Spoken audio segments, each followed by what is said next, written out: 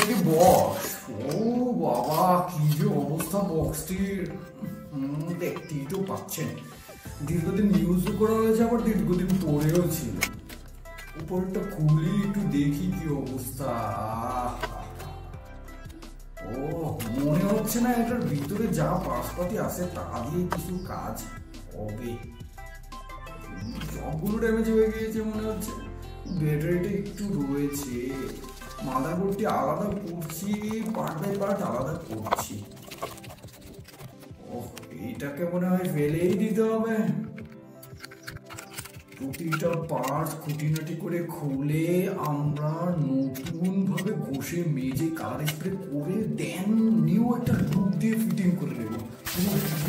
এই কনসেপ্টটি দেখতে পাবেন। মাদারবোর্ডটিকে আমরা স্প্রে টিস্প্রে করে ঘষে টষে ঠিক করে পুরো চেষ্টা বক্সটি ফেলে দিই। যা, কেচিংগুলোকে ভালোভাবে ওয়াশ করবো, দেন এটাকে ঘষবো করবো আর কি পরিষ্কার, যেইভাবেই হোক না কেন।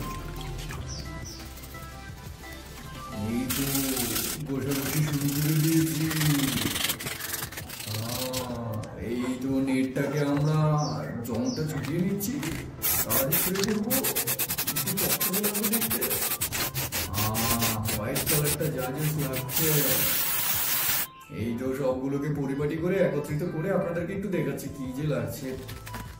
নিউ দুটো স্পিকার কিনতে হয়েছে, তাহলে সাহায্যে স্পিকার গুলো আমরা ফিটিং করে নেব।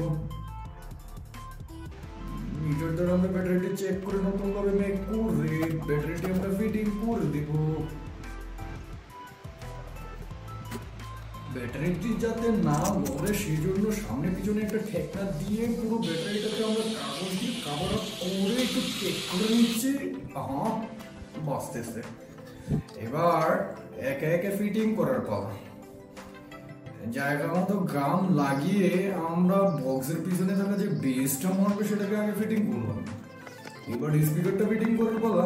স্পিকারটা জায়গা মতো ঢুকিয়ে নাটগুলো ভালোভাবে ঘুরিয়ে ঘুরিয়ে লাগিয়ে আমরা ফিটিং করে নিয়েছি।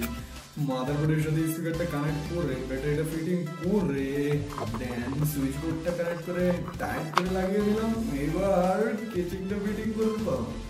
জাস্ট ওয়াও ওয়াও একটা ভাব চলে এসেছে কিন্তু। এবার আমরা এটাকে একটু লেদার দিয়ে কাস্টমাইজ করে একটু ডিজাইন করার চেষ্টা করব। স্টিকার একটা লাগিয়ে নিলাম, লেদারের মেজারমেন্টটা নিচ্ছি। এই তো হয়ে গেল মেজারমেন্ট। কাটো ছাটো আর লাগিয়ে নাও। লাগবে। এই তো ফিটিং করা শেষ। ও, এবার বাজিয়ে দেখবো। কি যে বাজছে। কপিরাইটের ইস্যুর জন্য দাদা মিউজিকটা দিতে পারলাম না। পুরো ভিডিও জুড়ে সাথে থাকার জন্য অসংখ্য ধন্যবাদ।